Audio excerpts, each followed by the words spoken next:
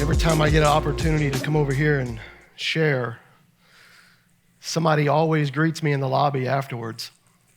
And I always hear a few things, not always encouraging. Sometimes I get, "You're just like Tullian, you're just softer." To which case I'm like, "Are you meaning like what I'm saying, or?" Because...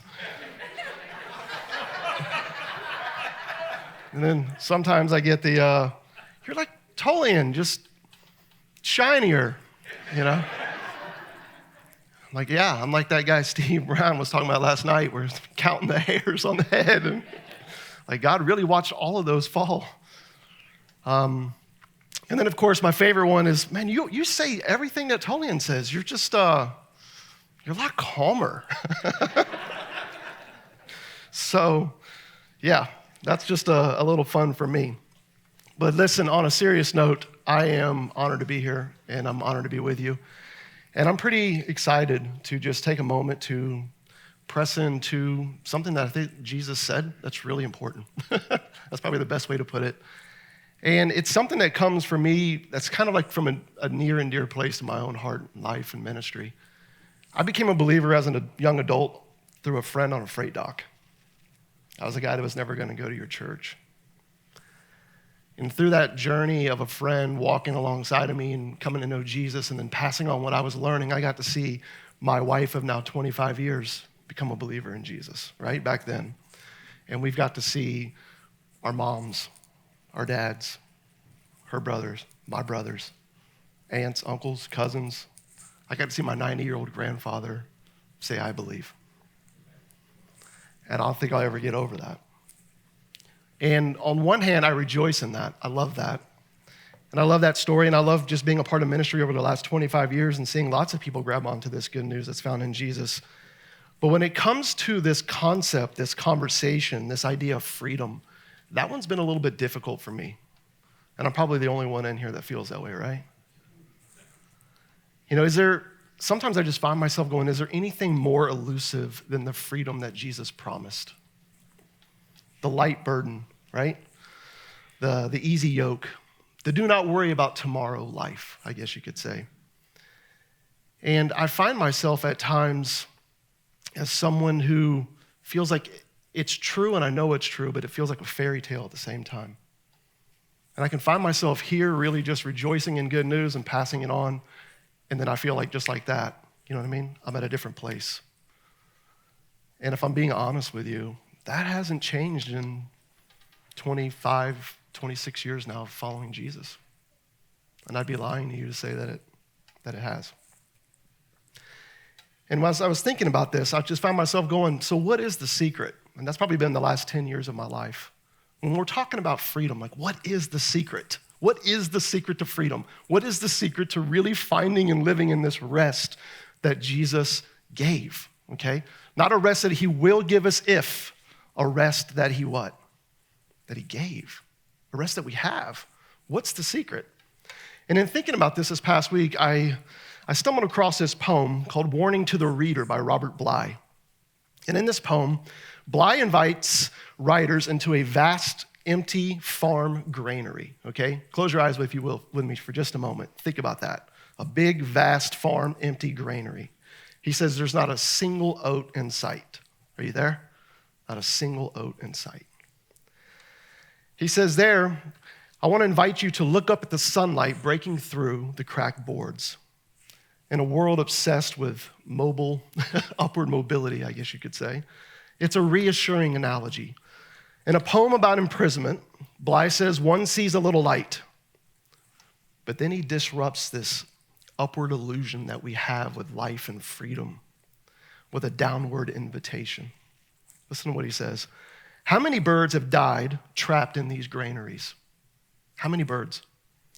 The bird, seeing the bands of light, he says, flutters up the walls inside of the granary and falls back again and again and again and again. The way out, you see, is where the rats enter and leave. but the rat's hole is low to the floor. It's the last place the bird looks. Low to the floor. Be careful, he says, please, all of you who write. Be careful that in showing the sunlight on the walls, you do not promise the anxious and panicky blackbirds like me a way out.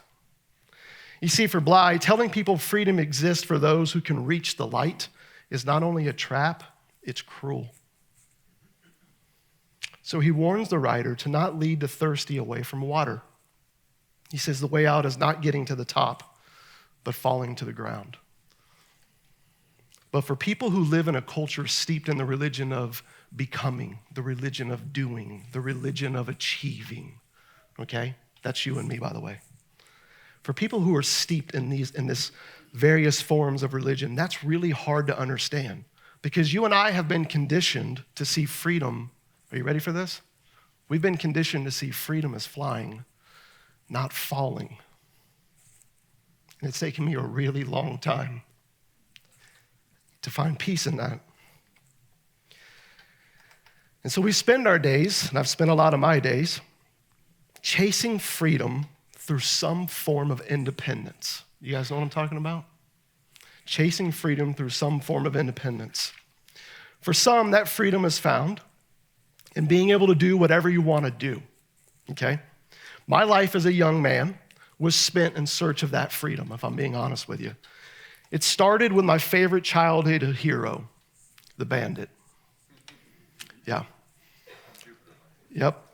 That's what I tell my mom. All that trouble I caused you, you blame it all on Smokey and the Bandit. You should not have shown that to me when I was a 4-year-old child.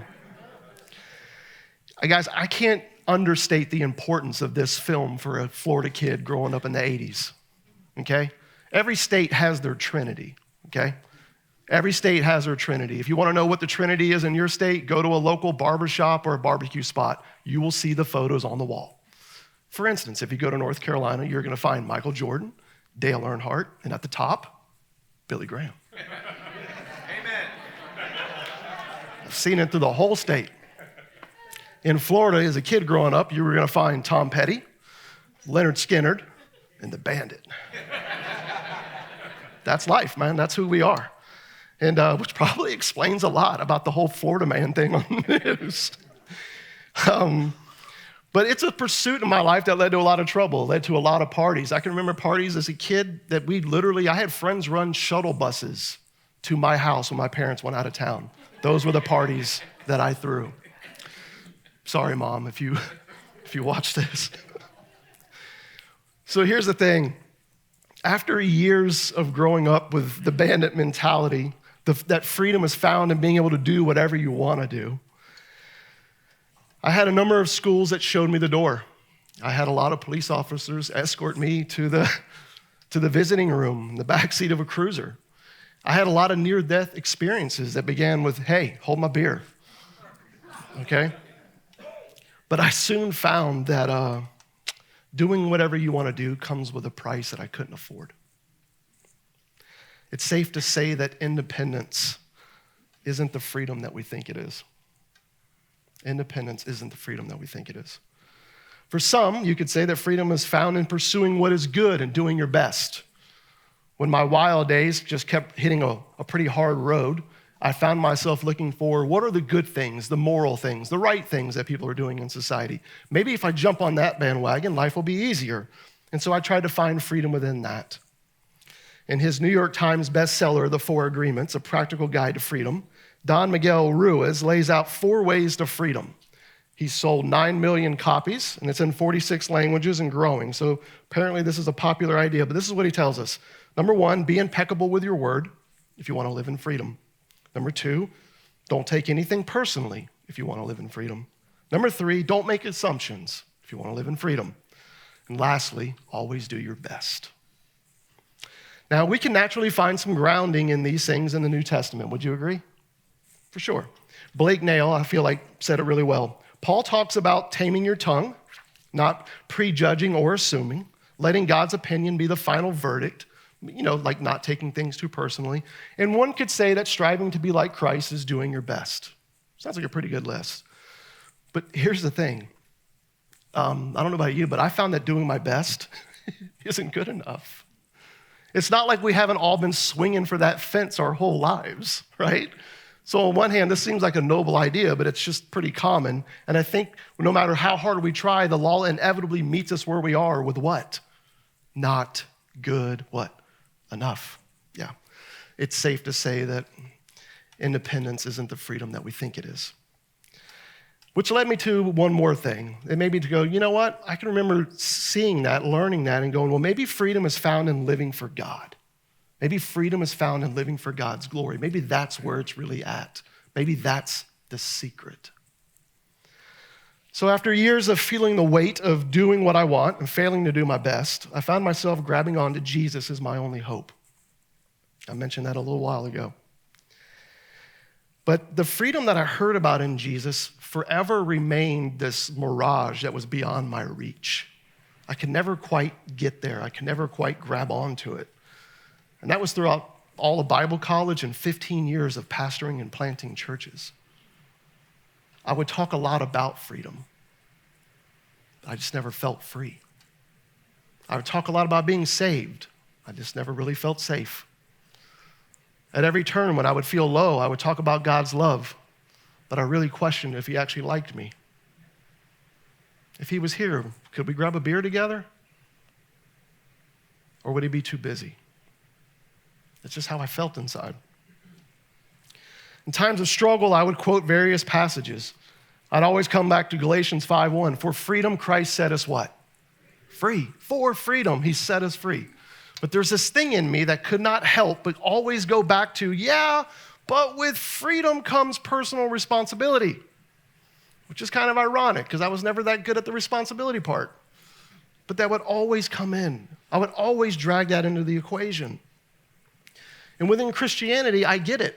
Because the thing that I found and the thing that I taught for years is that Christianity basically comes down to two things. Christ's command to love and this thing that we call kingdom ethics that you can find in the Sermon on the Mount. Doing well and performing well at this is what it means to really follow Jesus. That's where we find freedom. That's where we live in freedom. But any honest look at 1 Corinthians 13 would make you stop and go, maybe that's not it. The creator of love in that chapter tells us that love seeks not its own. He tells us that he keeps no record of wrongs. I'm not too good at that, are you? I'm just not. I found myself thinking about that this week, and I stumbled across this letter from a first grader.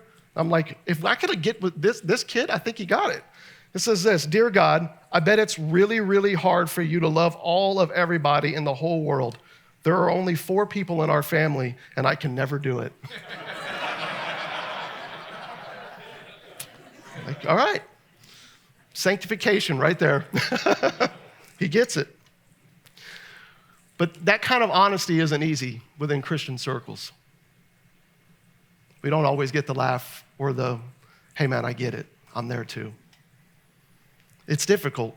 We've got this thing that's in us. It's like, no, we got to get this figured out. We got to make it happen. And so we turn to those kingdom ethics, which is something that was really popular right now within a lot of Christian circles. It's all about living into these things. But again, we can take an honest look at that for just a second. Jesus is pretty plain there. Hey, you guys who think morality is your need, you think that freedom is flying up and getting out instead of falling down? You think that's where it's at? Okay, great. Well, listen, just so we're clear, you're talking about the law? Yeah. Well, if you've even hated someone, you've committed murder. If you've even hated them in your heart, guilty. Guys, that means every person who drives in Florida is going to hell. Everyone. Jesus says if you've even lusted for someone, right, you've committed adultery. If you've even lusted after them in your own heart and mind, you've committed adultery. That means everyone with eyes is up the creek. Yeah. And then just to make sure he's clear, he says, be perfect as your heavenly Father is perfect. In other words, there's no such thing as imperfect obedience. Ever. Ever.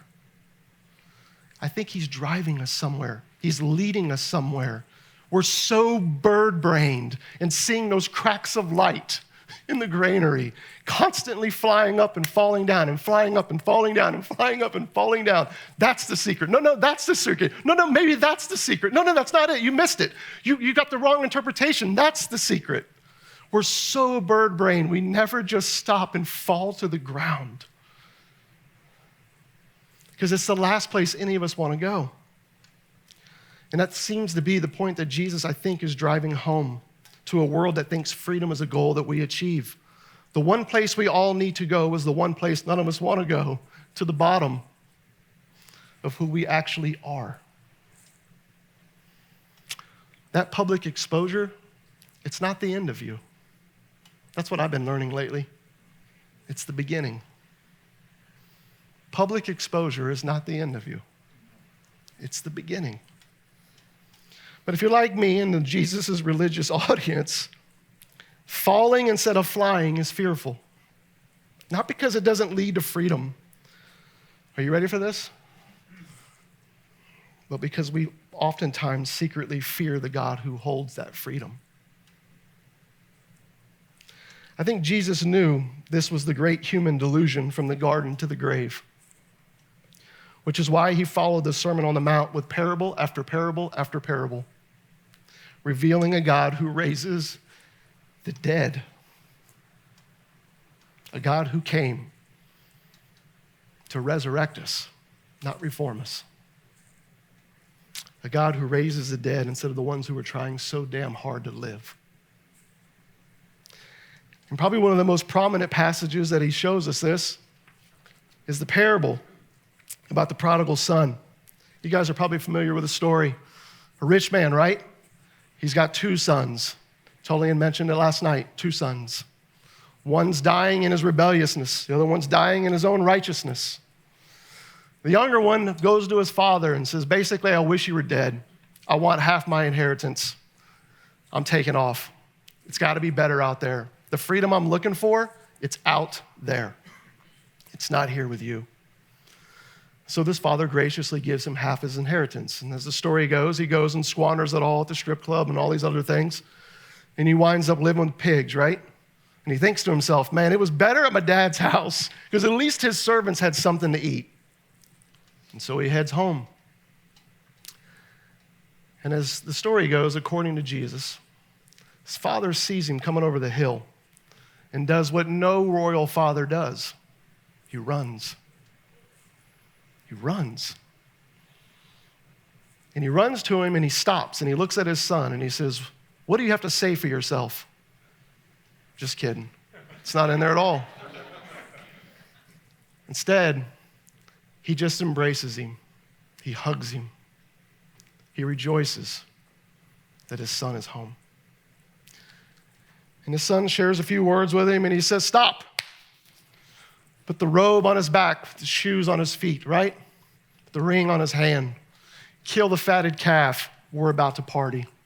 My son was lost, and now he's home. And his older brother has a problem with this, right? It's a party with the shuttle bus system like I used to throw back in the day. It's a fun time. But his older brother storms off and doesn't want anything to do with this. And as the story goes, it's the father who, in the end, is outside, pleading with the one who thinks he's the one that deserves the party because of all that he's done, all the heights that he's flown to. He's the one that actually misses the party altogether. When I look at that story, I find myself going, it turns out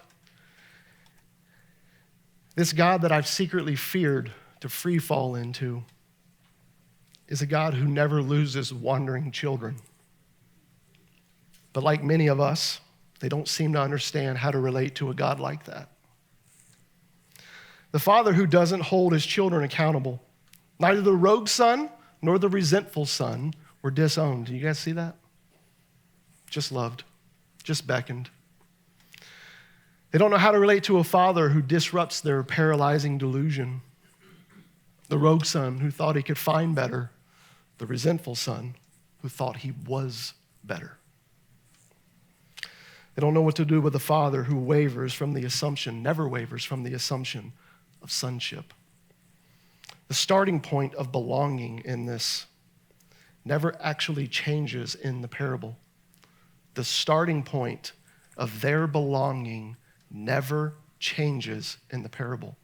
Are you ready for this? Nor the Bible.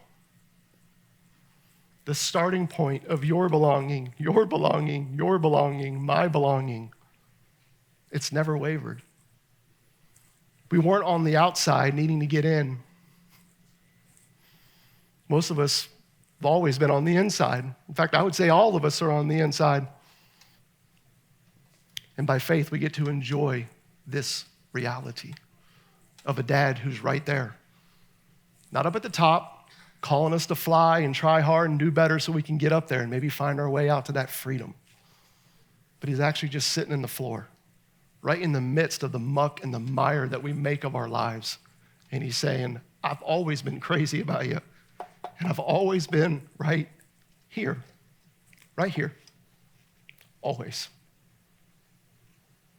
Never for a moment was I not here.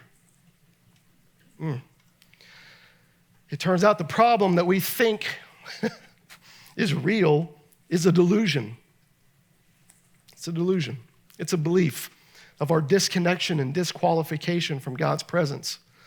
So Jesus here tells a story of a father who offers a ring and a robe and a ribeye to his wayward son.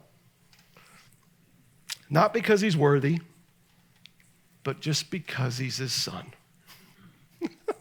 Man, to just sit and think about that. I've started to learn over the years that freedom's not found in independence. Because to be human is to be dependent on a God who loves you. And to live in that dependence is to live in freedom. The truth is, God's never not loved or upheld you in his life. So whatever the life of faith is, it is not a life of getting God to love you or proving that you love him. The real problem that makes faith, a risk, a precarious lifestyle, is that your freedom has always been there and always will be. Now, if you're like me, you start to wonder, okay, so what does that freedom look like? What does that look like? And thinking about that yesterday, I found myself writing this down. Freedom would be the rebellious younger son eating that ribeye without offering to buy the next calf. Freedom would be the religious older son relenting to his father's insane insistence on grace for the younger son's foolishness in his own arrogance. Freedom would be both sons believing that they must get the best of their father in order to get what's really best for them. But in the end, finding out that he's had the better best for them all along. And he will stop at nothing to let them see that, including letting them kill him on a cross.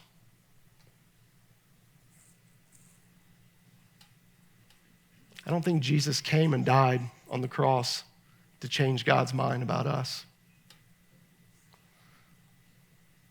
It seems like he came and did this to change our minds about him. It's almost like he's looking at us and going, do you finally get it? I haven't gone anywhere. I never did. The freedom you've been running after, it's been yours the whole time. You've just lived with such a delusion about what I'm like. You can never just free fall into it. You think freedom's flying. It's not. It's falling. It's not up there. It's down here. It's with him. So rejoice with me, if you will. Seriously, I want to invite you to rejoice with me. Freedom is the absence of worry, duty, and despair over God's disappointment. Freedom is a child's dependence on their father, unconcerned about where they stand. Freedom is the trait of our anxiety for Jesus' assurance. Freedom is the invitation to trade getting serious about your faith for the joy of not taking yourself so seriously.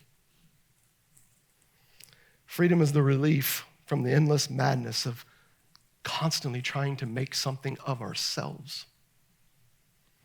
Probably the best picture I could give you is if you ever get a chance, Google Team Hoyt, the father-son Iron Man duo.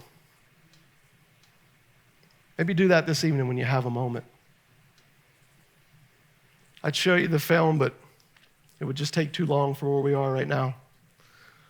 But it's this beautiful picture of a dad who's got a son with debilitating cerebral palsy. He's a paraplegic. He cannot speak nor move. And for years and years and years and years, his father pushes him in a cart, pulls him in a raft, and pedals him in a contraption they made on the front of a bike as his dad competes in Ironman competitions all over the country. And he does it because he's noticed that this son of his that he loves has joy in this. And that brings him joy. And I'm watching this film and I'm watching this story and I'm looking at this thing and I'm going, that's us. We're spiritual paraplegics. The Father's been pushing us, pedaling us, and pulling us the whole time. He hasn't gone anywhere. Out of his own joy, this has been the story.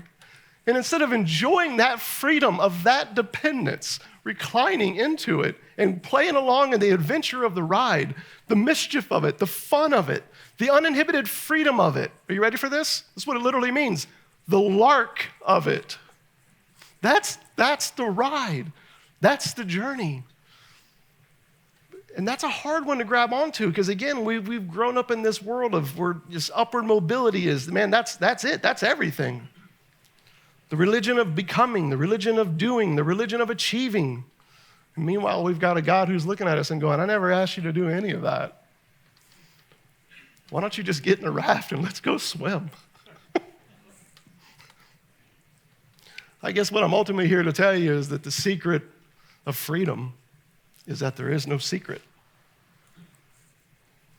You can't find or win or deserve something that has always belonged to you. And it's just pure madness to try. The lark of freedom is that you are as free as Jesus is free. The lark of freedom is that you right now, just as you are. Do you hear that? The real you are as free as Jesus is free. You can't be hidden in him, as 1 Corinthians tells us, as Colossians 3 tells us, as Romans tells us, Galatians tells us, as all the Gospels tell us, and that not be true. The hilarious, outrageous, preposterous good news is that you will always be a child of God. You belong to God the Father Almighty. You are his pride and joy. You always have been, and you always will be. So the way out, I have found over the years, of these imaginary chains that hold us doesn't come from chasing an imaginary light above us. Because it turns out freedom isn't about flying for God. It's about free falling into his acceptance. The way out is not through the light in the cracked boards. It's down where the rats enter. In the midst of all the muck and the mire. That you, that real you, yeah, that's the God. That's who God loves. That's who he's with. And at no point did he ever ask you to be more.